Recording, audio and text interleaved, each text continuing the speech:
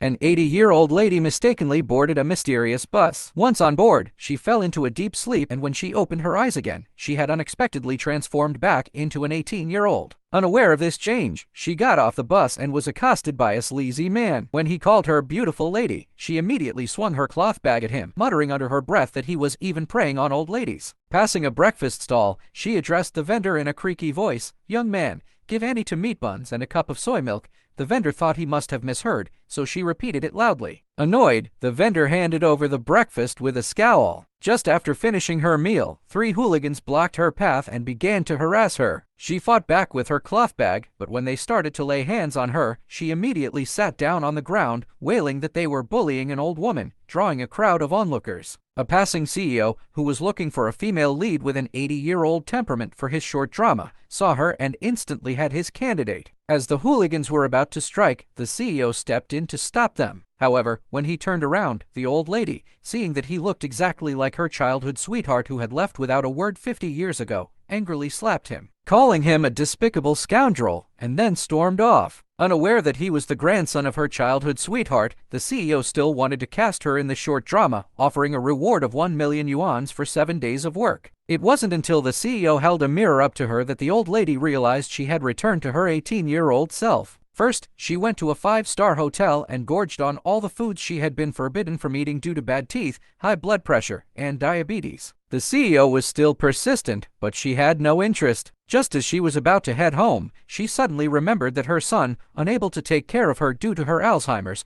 had planned to send her to a nursing home. It was out of anger that she had run away from home and boarded that bus. Now, she didn't want to go back and be a burden to her son and daughter-in-law. So she went to the bank, withdrew the savings she had set aside for her funeral, and decided to splurge a little. But when she arrived at a store, the sales clerk mocked her, thinking she couldn't afford such luxury clothes. Recalling how she had lived frugally in her youth and never treated herself well, she immediately counted out a stack of money and happily paid for her own happiness. Later, she went to the place where her grandson was singing. Just then, a popular songstress, a scheming woman, mocked her grandson's singing as terrible and even went on stage to perform, winning over the audience. The old lady casually remarked that the songstress sang just so-so, not as well as I hum when I'm alone, which infuriated the songstress. The latter proposed a bet: if the old lady could sing better than her, she would personally fund an album for her grandson. Otherwise, the old lady would have to crawl out while shouting, "The scheming woman has the best voice in the world." The CEO stood up, wanting to help her out, but the old lady brushed it off and agreed without hesitation. No one knew that in her youth, she had been the golden throat, the pillar of an art troupe. With that, she stepped onto the stage, ready to showcase her